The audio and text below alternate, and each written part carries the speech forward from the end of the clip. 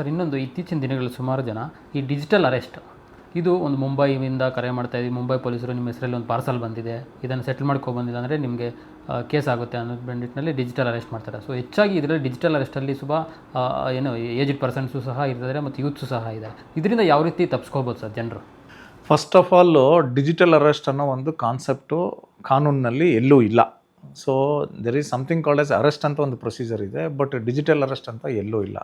ನೀವು ಅರೆಸ್ಟ್ ಮಾಡಬೇಕಾದ್ರೆ ಫಿಸಿಕಲಿ ಪೊಲೀಸರು ಅಥವಾ ಬೇರೆ ಲಾ ಎನ್ಫೋರ್ಸ್ಮೆಂಟ್ ಏಜೆನ್ಸೀಸ್ ನಿಮಗೆ ಒಂದು ಪ್ರಾಪರಾಗಿ ನೋಟಿಸ್ ಕೊಟ್ಬಿಟ್ಟು, ನಿಮಗೆ ಕಾರಣ ಕೇಳೋ ನೋಟಿಸ್ ಕೊಟ್ಬಿಟ್ಟು, ಆ ಕಾರಣಗಳು ಸಮಂಜಸವಲ್ಲ ಆದಾಗ ಆವಾಗೇ ಅವರು ನಿಮ್ಮನ್ನು ಅಗತ್ಯವಿದ್ದರೆ ಮಾತ್ರ ಅರೆಸ್ಟ್ ಮಾಡಬೇಕಂದ್ರೆ ದೆನ್ ಫಿಸಿಕಲಿ ಬಂದುಬಿಟ್ಟು ನಿಮ್ಮನ್ನು ಅರೆಸ್ಟ್ ಮಾಡ್ತಾರೆ. ಯಾರು ಎಲ್ಲೋ ಕೂತ್ಕೊಂಡು ಫೋನ್ ಮುಖಾಂತರ ನಿಮ್ಮನ್ನು ಡಿಜಿಟಲ್ ಅರೆಸ್ಟ್ ಮಾಡಲ್ಲ. ವೆರಾಸ್ ಈ ಡಿಜಿಟಲ್ ಅರೆಸ್ಟ್ ಸ್ಕ್ಯಾಮಲ್ಲಿ ಏನು ಮಾಡ್ತಾರೆ, ಯಾವುದೋ ಒಂದು ನೆಪ ಓಡ್ಬಿಟ್ಟು ನಿಮಗೆ ನಿಮ್ಮ ಪಾರ್ಸಲಲ್ಲಿ ಡ್ರಗ್ಸ್ ಇತ್ತು ಅಥವಾ ನೀವು ಮನಿ ಲಾಂಡ್ರಿಂಗ್ ಮಾಡ್ತಾಯಿದ್ದೀರಿ ಅಂತ ಎಕ್ಸಾಂಪಲ್ ಕೊಟ್ಬಿಟ್ಟು ನಿಮಗೆ ಟಾರ್ಗೆಟ್ ಮಾಡೋದಕ್ಕೆ ಮುಂಚೆ ನಿಮ್ಮನ್ನೆಲ್ಲ ಪ್ರೊಫೈಲ್ ಮಾಡಿರ್ತಾರೆ. ನಿಮ್ಮ social media behaviour, online behaviour ಎಲ್ಲ ನೋಡ್ಕೊಂಡ್ಬಿಟ್ಟು, ಅಥವಾ ನೀವು ರಿಟೈರ್ಮೆಂಟ್ ಆಗ್ತೀವಂತ ನೋಡಿಕೊಂಡು, ಸಮ್ಟೈಮ್ಸ್ ನಿಮ್ಮ ಇನ್ಶೂರೆನ್ಸ್ ಪಾಲಿಸಿಗಳು ಕೂಡ ಮಾಹಿತಿ ಎಲ್ಲ ಇರ್ತದೆ. ಅದರದ್ದೆಲ್ಲ ಇವರು ಆನ್ಲೈನ್ನಲ್ಲೇ ಪಡೆದುಕೊಂಡ್ಬಿಟ್ಟು ನಿಮಗೆ ಟಾರ್ಗೆಟ್ ಮಾಡೋದಂತ ಇರ್ತದೆ. ಸೊ ನಿಮಗೆ ಯಾರೇ ಒಂದು ಡಿಜಿಟಲ್ ಅರೆಸ್ಟ್ ಬಂದು ನಿಮ್ಗೇನೋ ಮಾಡಿದ್ರೆ ಸಂಕೋಚ ಪಡೋದು ನೆಸೆಸಿಟಿ ಇಲ್ಲ. ಫಸ್ಟ್ ಆ್ಯಂಡ್ ಫಾರ್ಮೋಸ್ಟು ನಿಮ್ಮ ಅಕ್ಕಪಕ್ಕ ಯಾರು ಇರ್ತಾರೆ, ನಿಮ್ಮ ಫ್ಯಾಮಿಲಿ ಮೆಂಬರ್ಸು ಅಥವಾ ನಿಮ್ಮ ಫ್ರೆಂಡ್ಸ್ ಅವ್ರಿಗೆ ಈ ಥರ ನನಗೆ ಹಿಂಗೆ ಟಾರ್ಗೆಟ್ ಮಾಡ್ತಾ ಇದ್ದಾರೆ ಅಂತ ಅವ್ರಿಗೂ ತಿಳಿಸಿ. ಆಮೇಲೆ ಈ ಡಿಜಿಟಲ್ ಅರೆಸ್ಟಲ್ಲಿ ಇನ್ನೊಂದು ನೋಡಿರೋದೇನೆಂದರೆ, ಅವರು ವಾಟ್ಸಪ್ ಮುಖಾಂತರ ನಿಮಗೆ ನೋಟಿಸ್ಗಳಂತ ಕಳಿಸ್ಕೊಡ್ತಾರೆ. ಒಂದೇ ನೋಟಿಸಲ್ಲಿ CBIದು ಇರ್ತದೆ, ಸುಪ್ರೀಂ ಕೋರ್ಟ್ ಅಂತ ಇರ್ತದೆ.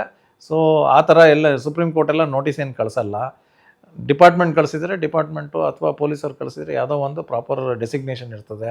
ಆಮೇಲೆ ನೀವು ಕೇರ್ಫುಲ್ಲಾಗಿ ನೋಡಿದ್ರೆ ಆ ನೋಟಿಸಲ್ಲಿ ಯಾವುದೋ ಡೆಸಿಗ್ನೇಷನ್ ಹಾಕ್ಬಿಟ್ಟು, ಯಾವುದೋ ಹೆಸರು ಹಾಕ್ಬಿಟ್ಟು ಈ ಥರ ಎಲ್ಲ ಸುಳ್ದಾಗಿ ನೋಟಿಸ್ ಎಲ್ಲ ಕ್ರಿಯೇಟ್ ಮಾಡ್ತಾರೆ. ಅಂಥದ್ದೆಲ್ಲ ಕಳಿಸ್ದಾಗ ನೀವು ಒನ್ಸ್ ನಿಮ್ಮ ಫ್ರೆಂಡ್ಸಿಗೆ ಯಾರಿಗಾದ್ರೂ ಕಳಿಸಿ ಜೆನ್ಯೂನ್ ಇದೆಯಾ ಇಲ್ಲ ಅಂತ ವೆರಿಫೈ ಮಾಡ್ಕೊಳ್ಳೋದು ಸೂಕ್ತ ಅಂತ ಅನಿಸುತ್ತೆ. ಸೊ ನಿಮಗೆ ಒಂದು ವೇಳೆ ಇದರಲ್ಲಿ ಆಗಿದ್ದೀರ ಅಂತ ತಿಳ್ಕೊಳ್ಳಿ, ಡಿಜಿಟಲ್ ಅರೆಸ್ಟ್ ಆಗೋಯ್ತು, ನಿಮಗೆ ಗಾಬರಿ ಆಗಿತ್ತು, ಅವರು ಹೇಳ್ತಾರೆ ನಿಮಗೆ ಫೋನ್ ಕಟ್ ಮಾಡಬೇಡಿ, ನೀವು ಯಾರಿಗೂ ಮಾತಾಡಬಾರ್ದು, ನೀವು ಇಲ್ಲೇ ಇರಬೇಕು, ಹಾಗೆ ಹೀಗೆ ಈ ಅಕೌಂಟಲ್ಲಿ ಟ್ರಾನ್ಸ್ಫರ್ ಮಾಡಬೇಕು.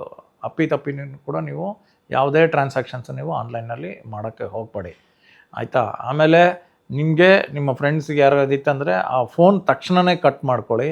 ಆಮೇಲೆ 1930 ಅಂತ ಒಂದು ಆನ್ಲೈನ್ ನಂಬರ್ ಇದೆ. ಆ ನಂಬರಲ್ಲಿ ನೀವು ಡಯಲ್ ಮಾಡಿಬಿಟ್ಟು ನೀವು ತಕ್ಷಣ ನಿಮ್ಮ ಇನ್ಫಾರ್ಮೇಷನ್ ಈ ಥರ ಹಿಂಗೆ ನಿಮಗೆ ಒಳಗಾಗಿದೆ ಅಂತಂತ ಹೇಳಿಬಿಟ್ಟು, ನಿಮಗೆ ಯಾವ ನಂಬರಿಂದ ಕಾಲ್ ಬಂದಿತ್ತು ಅದನ್ನೇನು ನಿಮ್ಮ ಫೋನಿಂದ ಡಿಲೀಟ್ ಮಾಡೋ ನೆಸೆಸಿಟಿ ಇಲ್ಲ. ಅದನ್ನು ಎವಿಡೆನ್ಸ್ ಥರ ಪ್ರಿವೆಂಟ್ ಮಾಡಿ ಇಟ್ಕೊಳ್ಳಿ.